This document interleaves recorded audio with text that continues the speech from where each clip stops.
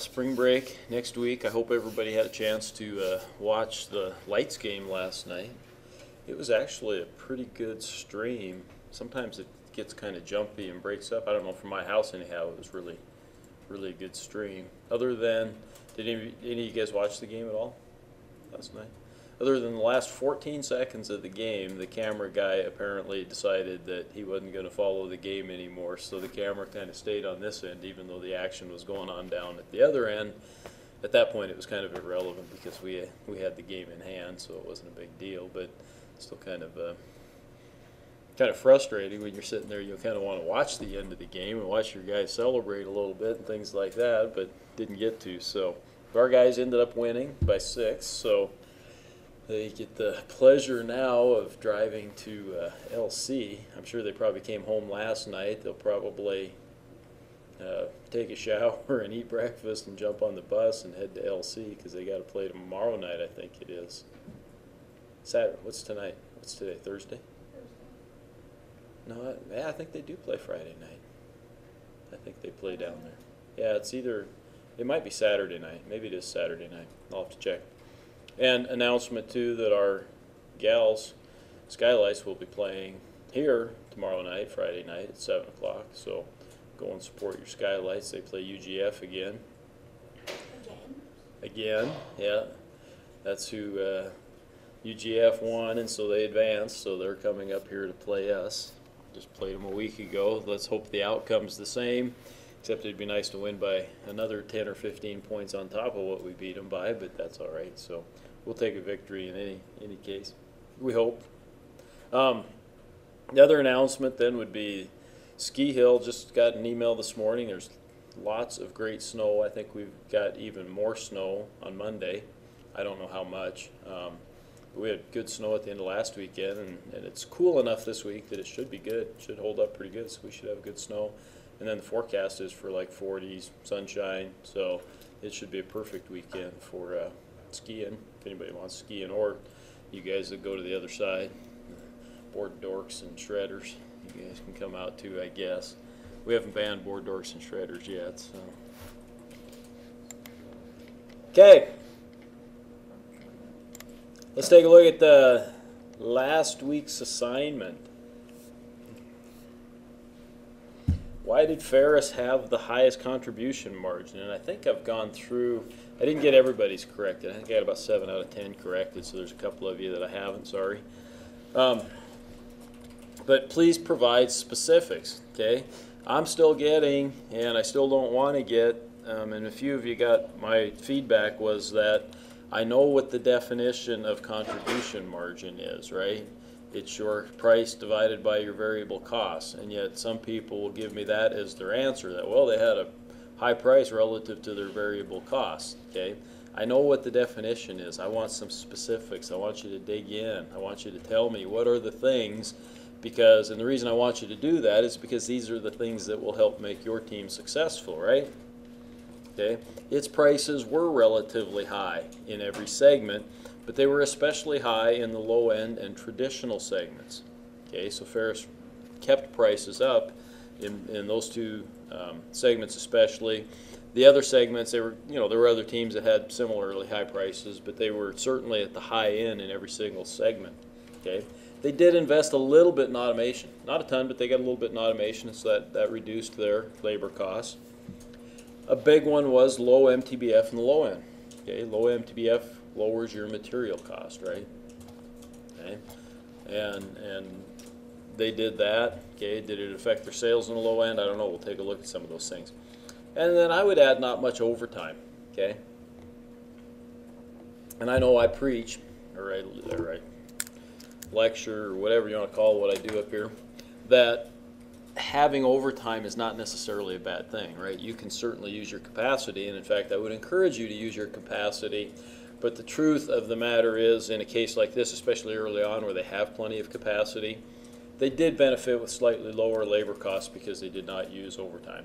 No getting around that. Okay, things that will make up for that are certainly automation, and then TQM when we get to it will help to make up for that need for automation or need for overtime. Okay. What are your team's carrying costs for round 1C? I just wanted everybody to look and know that there's other statements here, right? Okay, and I'm thinking when you come to industry results, you look at reports. I get everybody's. There's probably another place to find this. I think Bobby, when she was looking over her shoulder, she was looking at a different report. But I just come to this annual report, okay? And I'll get everybody's here. You guys would probably just get your teams, right? But I can take a look. I don't think you guys get the other teams, do you? Annual reports. Okay. So, you know, I'll pick Digby 1C, get their annual report. You know, balance sheet first, cash flow second, income statement. You know, and we get the basics on the Capstone Courier. You guys do get the basics for every team, right, on the Capstone Courier, right? But this is one way to look at your own, and it breaks it down a little bit further. And so I wanted to make sure you guys were going here and looking at this occasionally. So I put a question in, and it's easily answered. Inventory carrying cost for Digby was $6,465,000. Okay, so it was a simple question as long as you knew where to go look. Where was it, the report that you looked at? Was it on the Courier, Bob? Do you remember? I just remember it had a different. Under the financial summaries, yeah. So it's under reports. Under the balance sheet. Financial history. Under the income statement, yeah. And down under the income statement. Right there. Okay. Yep. So something quite similar. This breaks it down so you can look at it. It looks like it's just going to keep adding the rounds to it. Right, so you could look at each round and you could kind of see some trends there, which might be kind of a neat way to look at it too. So, okay, so a couple different places you could go to. And simple, relatively simple answer in that case. Okay, then question 3 was, suppose Digby's current debt is 10%. What amount of total interest and penalty did it pay for its emergency loan? First, just calculate the 10%, right? So I give you the 10%. So 10% times their emergency loan was $50,167,000, gives us $5,016,724.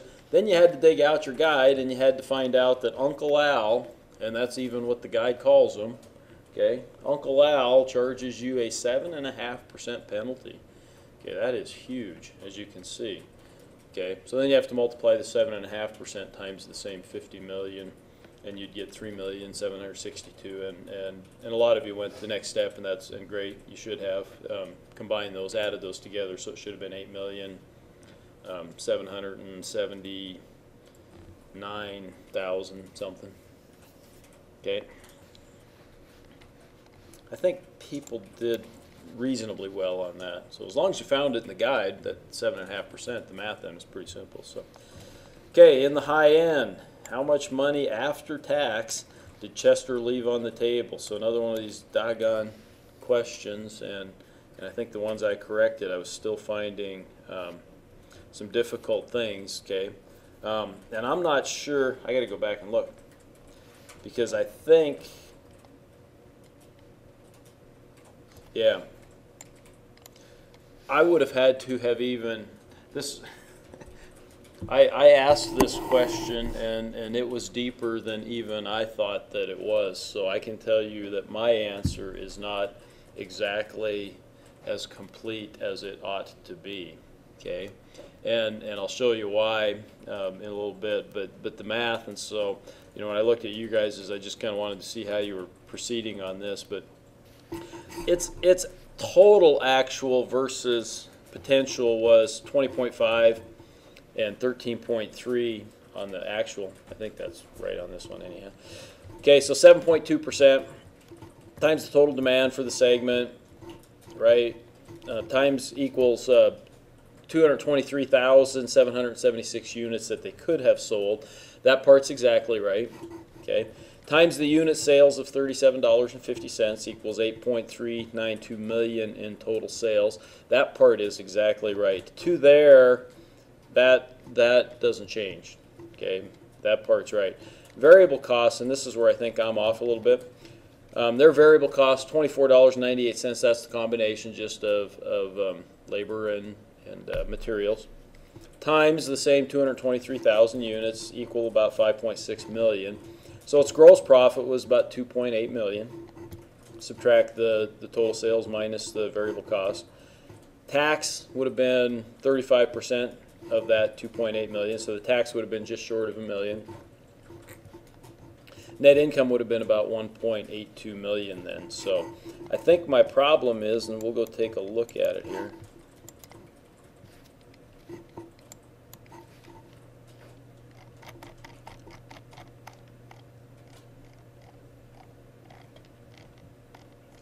I think I picked on a product that I shouldn't have. So I said Chester, was it Chester in the high end?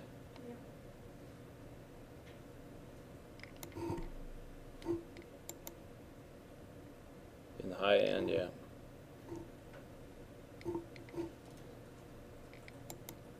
Oops.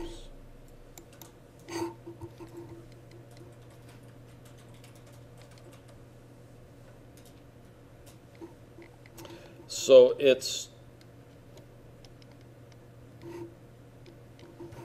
what was I looking at here? Let me look here. 20.5, yeah. So it's SID. I was only looking at its SID product, which is this high-end product, okay? And I should have come down and looked at the total, okay? Now, this would have involved just a ton of math. I mean, a super load of math, because what happened here is that they had a nice, they had a nice, or I'm sorry, they didn't have a nice, because they had a really good potential here, and they didn't, their actual was quite a bit less than their potential, so they didn't make enough or something, right? But they had other products that filled in the gaps. And to do this math properly, I would have had to go through each and every one of these products then and talk about their sales and their variable costs. And in some cases, their actually exceeded their potential in the high end. Okay, so that would have been a net the other way. So I asked a question that was a little bit tougher than even I anticipated, because I made the mistake of just glancing at the chart, and I saw that there was quite a bit of difference there. And I assumed that there was mainly one product, and the problem was early in the rounds, you know, that perceptual map, we're all still kind of bunched up, and so you're selling a traditional product maybe in the high end, and you might be selling a little bit of your performance and size products in the high end, just kind of depending on what's going on. That happens early in the rounds, and I didn't anticipate that, so shame on me. So I'm trying to be, when I grade those, I might even have to go back and check on some that I have graded, but I'll try to be pretty easy going on that one, because even I didn't do all the math. You'd had to go through every product. It would have taken a whole page, okay, to probably go through each and every product and do the calculations on that. So, okay, so shame on me there. If you did that work, great. I might even give a bonus point or something if you went through every single product that sold and the difference in the actual and potential. So, okay, questions about the assignment then?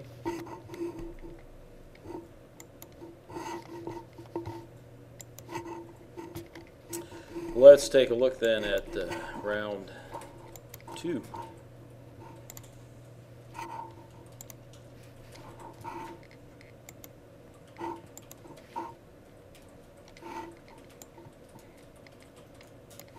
Who do you think won?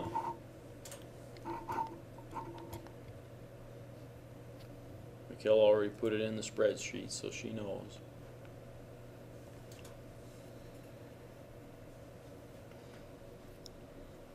Nobody else wants to hazard a guess. We'll go here and take a look here. Okay, so round 2. 2C, here we go.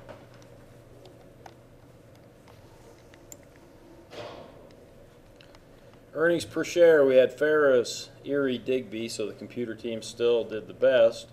But in ROE, we had Ferris and Digby.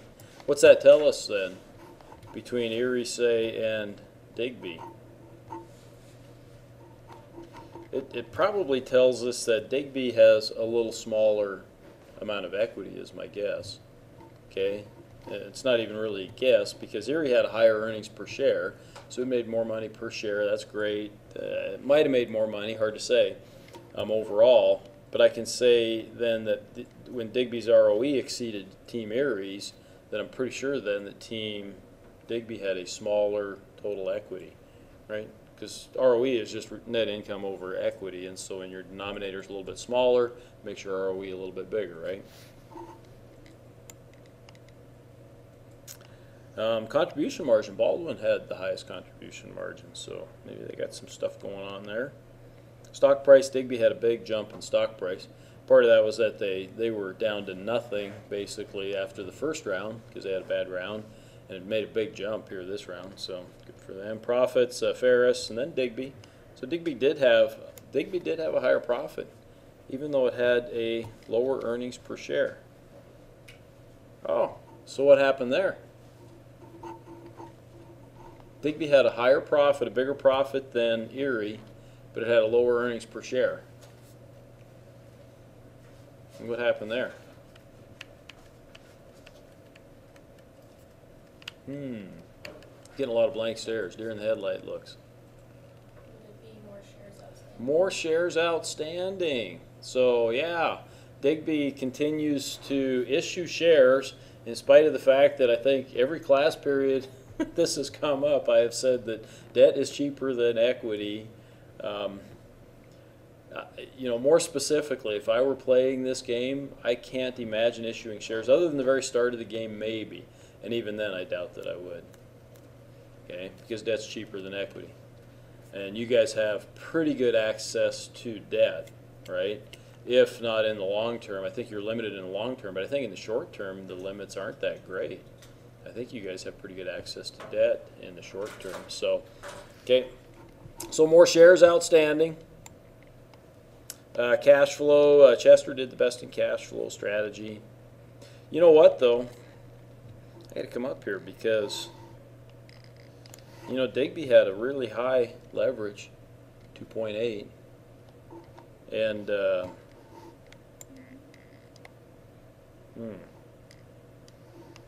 I think Digby also had a relatively low working capital. Now I'm gonna tell you guys another honest thing. When I look at this, I can tell you that if I'm going to modify my score sheet, I'm considering it. I have considered it for the last couple semesters, but it would be this. They did get deductions for both leverage and working capital. Nonetheless, Digby was still victorious amongst the student teams. If you went back up and looked at the working capital, theirs was my break point's 20 million. Yeah, okay, but they had 19.3 million, so they were just below the 20 million. And you take a look at Chester, for example, and Chester was 22 million, so really just above. That seems like a fairly severe penalty, and so what I might start doing, I might try to revise this. It's going to take a little work, but I might try to revise this so that the penalty is more proportional, if that makes sense. Okay. I mean, there might still be a break point, but it's how far above that then, each 5 million or something, it would add a negative point or something like that. So, okay, I won't get that done this semester because that's going to take some, these formulas get to be kind of horrendous.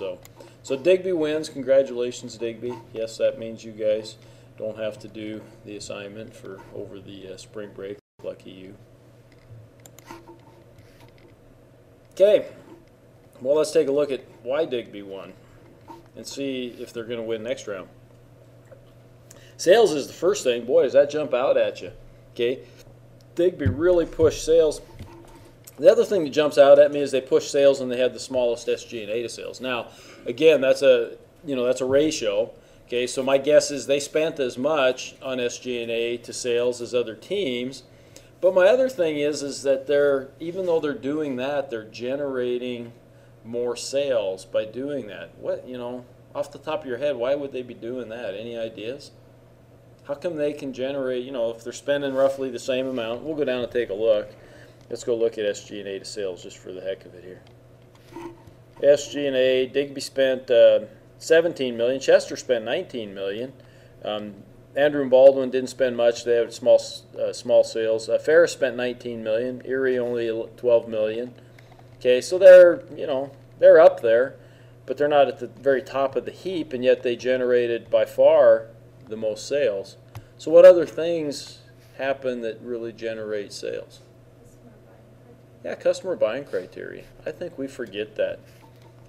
As I've watched you guys and how you're putting your game plans together and whatnot, is not as much attention given to that customer buying criteria as what needs to be given to that customer buying criteria. You know, I will tell you this, that's in my experience, that seems to be as important as the money you spend on marketing. Where the marketing becomes really important is when two teams have similar customer buying characteristics and one team then spends more on marketing. They're certainly going to be more successful then in pushing their product. Okay? But if you don't, the other side of that, if you don't meet the customer buying criteria, spending a bunch of money on marketing is not necessarily going to help you out a bunch, right? But if you do have good customer buying criteria and you don't spend any money on marketing, another team could certainly bypass you easily too. So it's that combination. You know, and that's the whole thing about this game, is that you're forced to try to think through all of these things in various combinations. Isn't it horrible that we would do that to you? Just like in real life, and you might have to. Okay. Anyhow, emergency loan. Andrews did have an emergency loan. Sorry, guys. Not as big as Digby's last round. They had $50 million. You guys are only $14 million. So what's that going to cost you? $1.4 million plus about $1 million. So it cost you about $2.5 million, right? You'd have been, if you'd have managed that a little bit better, you'd have been just about break even. Okay. Baldwin had really low sales, $76 million, but managed to turn a profit. Really, not that much lower. Look at that. Chester has almost twice the sales, but Baldwin has nearly, I guess it's a little better than half. Okay, a little better than half. Difference there is a lot higher contribution margin and a little bit lower on the SG&A to sales. So Baldwin was actually managing that pretty effectively. And their ROE, not that, about 2/3, even though they had about half the sales, their ROE was about 2/3. Earnings per share, my guess is in this case Chester, because Chester and Baldwin both have the same amount of shares outstanding, that Chester will have had quite a bit higher earnings per share. Digby made about $9 million, better than every team except Ferris, right, in terms of profits. Cumulative profit, we don't get too worried about. Again, the SG&A to sales, those aren't bad numbers for the first, for the first couple rounds. You get down in that 10 range, and that's not too bad. Hopefully you can move those numbers, inch those numbers down as the game goes on, right? You become more efficient, more effective. And we've got everybody, kind of pushing that 30.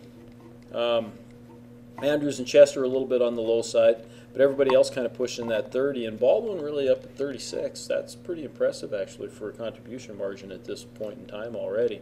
Okay, so even though they've kind of gone small, and they're generating some pretty good profits, and there's nothing wrong with that. So, okay, again, we got Digby issuing lots of stock still. Erie has issued some. I don't know if they did this round or not. We'll find out when we get to the cash flow. Earnings per share, kind of interesting. Ferris hasn't issued any stock either. Look at that stock jump by Digby. That's a perfect V there, isn't it? Okay, debt, looks like Andrews has taken on some debt, long-term debt.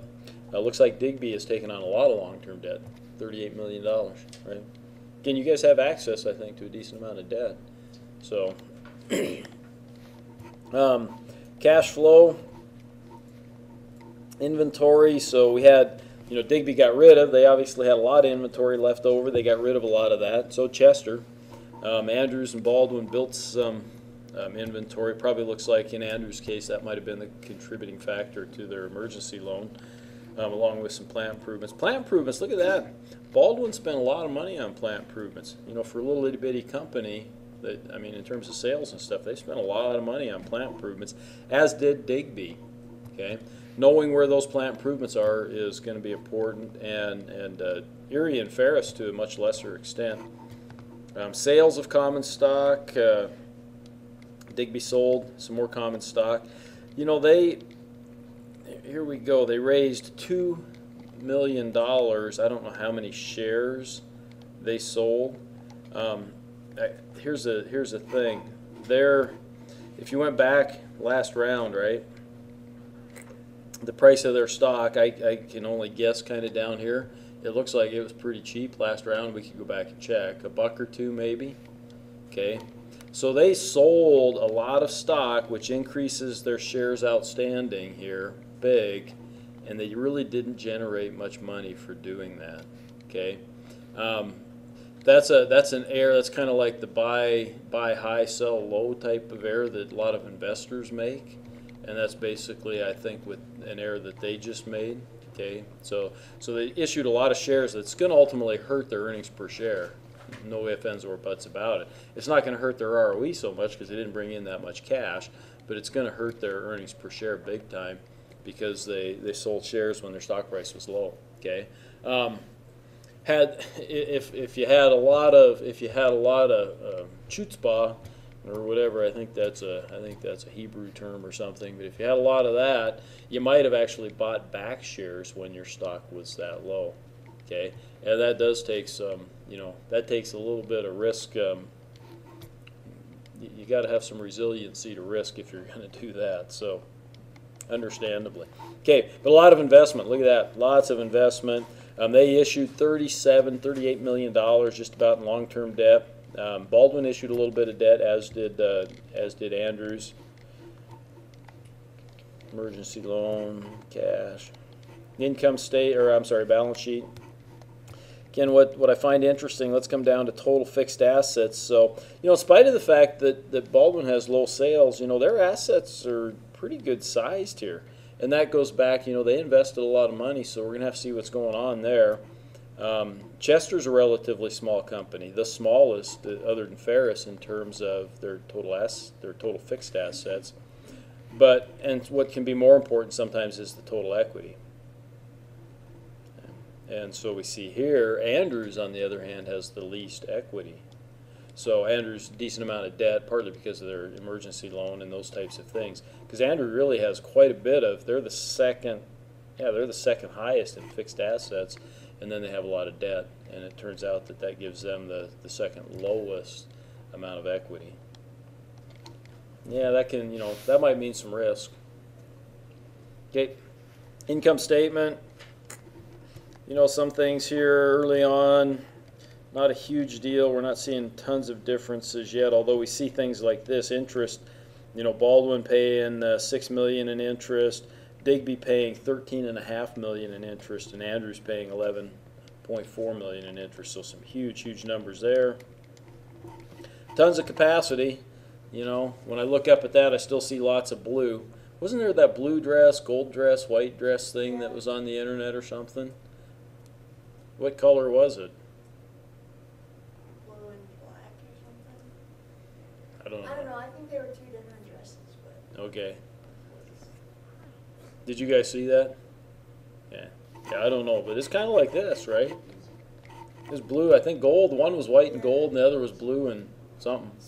Either way, lots and lots of capacity, right? I see that Andrews, Baldwin, Chester, and Digby all have more capacity than they had production. Okay, so they've got a lot of idle capacity is what I would say.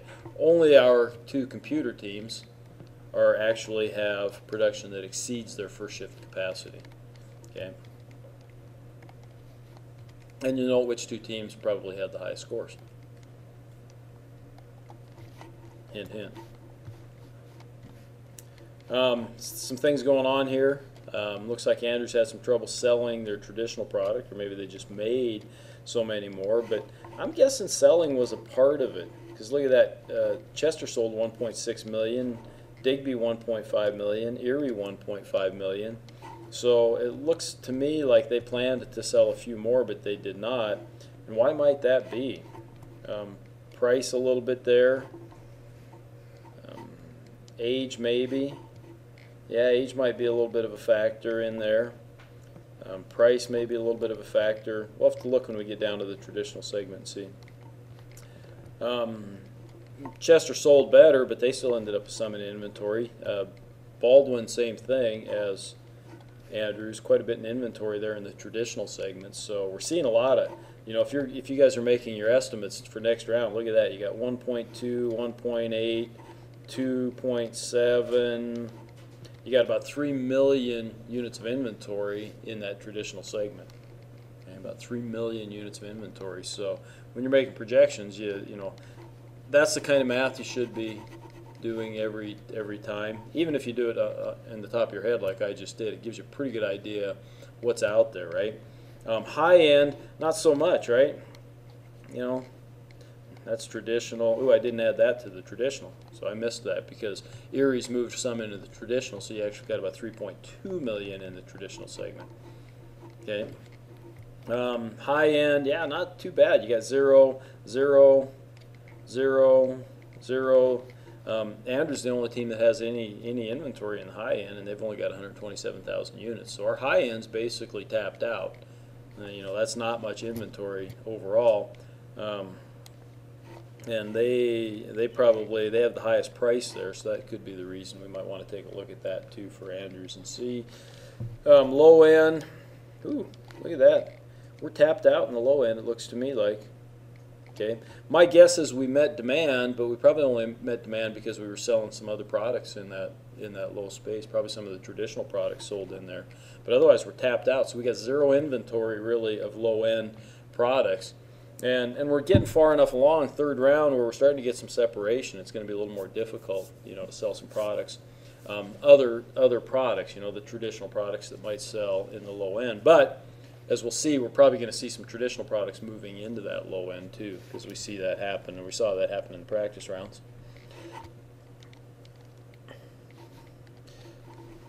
Speaking of the traditional segment, I don't know. I don't know if there's too many of those that are going to be heading into the low end. It looks like they're, quite a ways ahead of the curve there. Everybody sold to their potential. That's kind of interesting. Even though we had remember we got a lot of inventory left over in the traditional segment. Okay. We had some low end products sell out that also sold a few into the traditional segment, but we still ended up with a lot of inventory there. Maybe some high end products too, because I see some higher prices there, or traditional or something. Low end, look at that. Ooh. Baldwin took advantage, it looks like, of Ferris. Okay.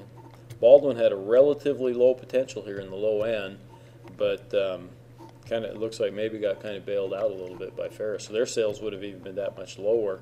Andrews got a little bit of a break there, also from Erie and Ferris. Which one was it? The traditional we wanted to see why the one might not have sold. Was that Able? Because Able had some problems. Yeah, they only sold. Performance, those coordinates aren't too bad. Price, not too bad really. MTBF, not too bad. But age, that was my guess, is that age might have got them there, because age is one of the bigger factors, isn't it? Yeah, ideal age. And it looks to me like Able was a relatively old, had a revision date similar to other people's revision dates, and yet had an age of 2.81 as of December 31st. And so it's an older product, and I'm guessing that might have been what hurt it a little bit in its sales. So there's one that's a little bit tricky. I was looking at it just before class, and I'll get to that. I think it's in the high end. Low end. Yeah, look at that. Everybody's low end product actually sold out. And the only reason we met demand is that we did pick up some of the traditional sales, traditional products selling in the low end. In the high end, what was the one that I was looking at? Dixie. Dixie had a huge actual, right? Its potential was really high too, but not that much more than Ferris. But my question is this: why did Dixie have such a high potential? It was the highest. And the reason that confused me is when I came down here, I look at the customer buying criteria and I see performance and size. I can look at the perceptual map and I can tell you that Dixie didn't have the best location. Okay, so it didn't have the best location, so there's one strike against Dixie. Second thing that we're looking at is age. 2.32. Well, look at Fist. Hell, its age is only 1.10 or 1.18, and 0 is the ideal age, so I would think Fist. So there's 2 strikes against Dixie. Okay, and then we go to MTBF, and its MTBF wasn't the highest. Fist had the highest. So there's 3 strikes against Dixie. Okay, why did Dixie have? They had similar potentials, you know, if you look at that, it's similar. But why did Dixie have even a higher potential than Ferris? And sometimes these things are hard to ferret out. And so this is truly a little lecture here, giving you a little insight maybe that you might not notice otherwise. Probably the first couple of years I was using this game, I wouldn't have figured this out either. But if you look here at Dixie, its age is 2.32 as of December 31st. Its revision date was 1/20 of 2017. So at the very start of the year, right? So at the very start of the year, its age would have been roughly 1.4, let's call it, okay? Which would have been fairly positive at that point in time, okay? So that would have been a positive factor because its age would have been pretty low at the start of the year. As the year went on, it kept getting a little bit older. Whereas if you look at Fist, its revision date is 12/22 of 17. That's why it was able to move its product further along the perceptual map. That's why it's down here. But its revision was towards the end of the year. So it was, you know, as of the end of the year, basically, it was over 2 years old. And it was just at the end of the year then, basically, when it flopped down to 1.2. Okay, so during most of the year, its age was a little bit higher. Okay, the confirmation of that is this. What do the customers think of the products at the end of the year? A December customer survey. Okay, so the customers are looking at Dixie and saying, that's not something we want to buy in January. And they're looking at Fist and they're saying, we're coming. Okay, and so Fist is going to hit the ground running here in January, and Dixie is not, just to give you an idea. Okay, Dixie will have some making up to do. You know, Sid's kind of in that same. Ooh, look at that. They actually moved out a little bit too far. Yep. Mikhail's grabbing her forehead because they're 5 days past, so they're not going to be able to change Sid, right? Because they're in 18, so they're not going to be able to change Sid.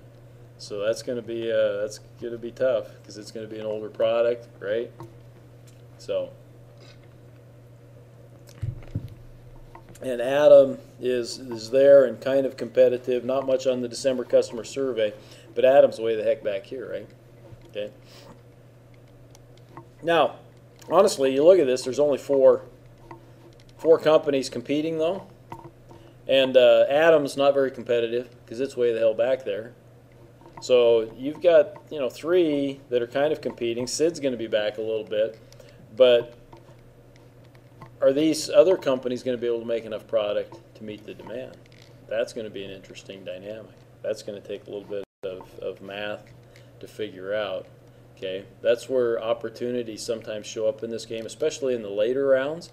This one might be a little earlier in the game than I would normally expect, but I'd be doing some math.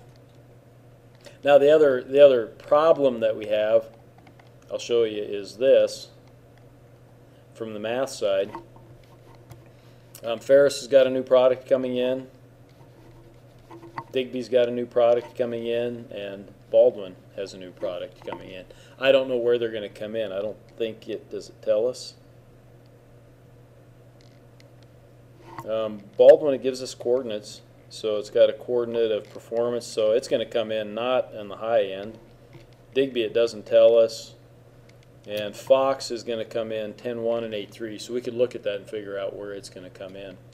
I'm not sure if Digby then is going to be able to introduce this product this next year. I don't think so if they haven't placed it yet, if they haven't done the R&D on it to actually develop the product. It looks like they bought a little capacity and bought some automation, but I don't think that they've actually researched and developed the product.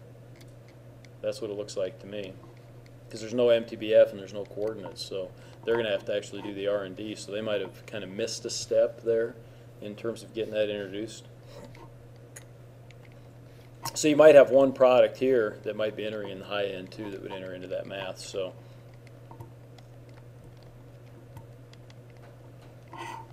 Yeah, so that's going to be an interesting competition there. Performance, yeah, look at that. Erie had some potential, but Erie's vacating that, right? We kind of know that from our practice rounds. Erie's going to be vacating that. So again, we're going to have 4 teams basically competing in that, in that space. See what happens. 4 teams for now. There could be more products, again, as people introduce products. It looks like kind of the same thing here. Okay, Digby and Ferris are dominating. Chester not bad. Baldwin not too bad in the size segment. I don't think I asked any questions. You guys are probably going to be glad of that about actual versus potential for this assignment. Shame on me. Dang. I'll make that up next time. Wow, we got all kinds of stuff going on here. Look at that low end. Yeah, it might depend on what happens with these products, but a lot of these products wouldn't fit in the low end maybe next round as we move a little bit further. Adam and Baldwin's product here, can't read that, they're looking more like traditional products. It does say that the new product from, because it's listed here, it does say the new product from Ferris is going to be here in the high end, right? Okay.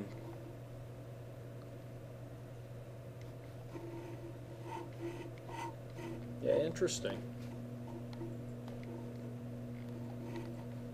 It looks to me like Andrews is probably vacating the high ends, maybe taking the Erie approach. We'll see. I may be totally wrong about that, but they're kind of in the trailing edge of these segments. So HR, Baldwin's the only team spent a little bit of money on HR. Did increase their productivity a little bit. Remember, they had the highest contribution margin. And while this is relatively small, it was a contributing factor. There's no question it was a contributing factor. What are the other things that might have contributed to its contribution margin? What's contribution margin made of? Let's get back to basics again. Price versus variable cost, yeah. Yeah, so automation could have been a contributor, certainly. We see that in the traditional segment. We see it in the low segment. Probably not so much in here, maybe the size segment, they bumped that up. So we saw some improvement there. Price-wise, it kind of looks like they were towards the top. Look at their low end, and they sold out. So their low end product was at 24 bucks, which is at the very top of the low end, right? But everybody kind of sold out of the low end. So I forget, did they meet their? Yeah. They were the ones that benefited, right? So they got kind of lucky that in the low end a couple other teams didn't actually make enough. So they got a benefit there. I don't know if that will extend into next round or not. We'll see. Okay. But that certainly helped their contribution margin a lot there, was being able to price that. Because were they even outside the, I gotta check that out. Were they outside the range? No, they're right at the very top of the range. So. Okay. But price is the biggest factor, so that's gonna be a bit of a cause for concern. But next round too, their costs, because with the automation and some other things, their costs may even be lower, will be lower. So cool. And we don't have TQM yet. Perceptual map looks kind of cool. All right, next week's assignment, or the. You guys want to do this so you get it done before spring break so you don't have to worry about it while it's kind of fresh in your mind? That would be nice. That would give me spring break. I keep making myself work over spring break. I'm stupid. Because I'd rather be out skiing. I might be anyways. I might be golfing. It may be one of those weeks. That would be cool. I'll have to call Dave. I've always wanted to do that. Go golf in the morning and go ski in the afternoon. Huh? I might be able to, because what's that, Trevor? You have to help, I have to help who? On what? Over spring break? No, right now. Oh, well, I got to finish up here. I'm thinking about golf and skiing. You're thinking about schoolwork. God. Okay. Yeah, it's supposed to be like 50, 60 above next week. Like 40 or 54 on Friday. Yeah, exactly. So. Exactly. Not see one. Well, I got, the ski hill's only open on Saturdays and Sundays. True. Unless you know somebody that has the key to the lift, and sometimes we'll turn it on, during the week. So, Yeah. so I got to see, because that would be cool. Get up in the morning and go shoot 9 holes maybe, and then head out to ski hill, and yeah, then I could say I did it. I could mark that off my bucket list. Do they do half-day tickets at the ski? Do we do half-day? Yes. Yep. After 1 o'clock, I think it is. I think it is. Yeah. But wear a bikini, you ski for free anyway. So. Okay.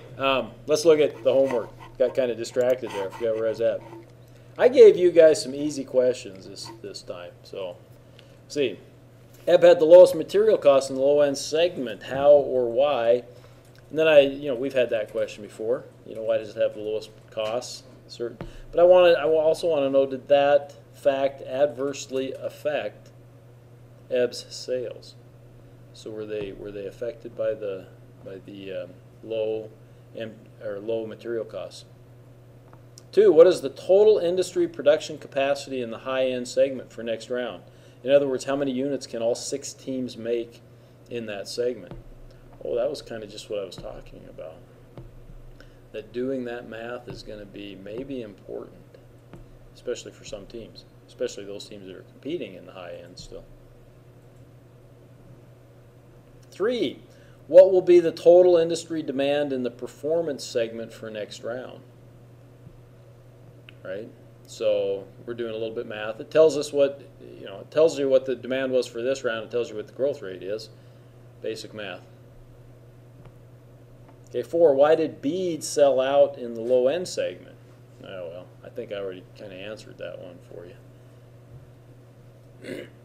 And 5, why was beads potential so low, though? I think I answered that one for you, too. God, I think I answered half your questions for you here. Dang. I should read these before I actually start kind of lecturing and going through this stuff. Questions about the assignment? Will you be uploading that today? Yes, I will try to get this uploaded today. Okay. So you want these due by, What do you guys think? Next Tuesday again? and you will have them due, will you put it in by lunch today? Yeah, I can try to. It takes me a long time to upload this video that goes to that distance team. It takes an hour or so. It takes about as long as I talk to get it uploaded. And then as soon as it's uploaded, then usually I send it out. And so that should be before I go to lunch, but sometimes it's kind of close. So, but that way, yeah, you guys can get it done. You wouldn't have to worry about it. It'd be nice. Your decisions won't be, the next round decisions aren't due until the Tuesday after, right? So you could forget about this thing for one whole week if you wanted to. Kayla's going, yoo-hoo. Yeah. You don't want to, you guys, this game's fun. You guys should be excited about, anxious to play the next couple rounds. We could schedule, or I could expand this to 9 rounds. We could play around then over. Bonus round?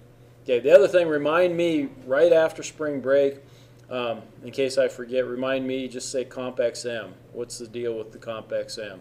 Because I want to get those to you. Remember, that's kind of the final that you guys do. But I want to start getting those to you here at the end of March, first part of April, so that you guys can do some scheduling then, decide when you want to do that or not. Okay. I never want to give it to you too early, because the more experience you get with this game, the better you're going to do on the Comp XM, and that's our goal on that, obviously. And so I don't want to give it to you right off, but I'd like to get it to you so you got a few weeks before finals to work on it. Nothing else? Going. Sold out. Your way.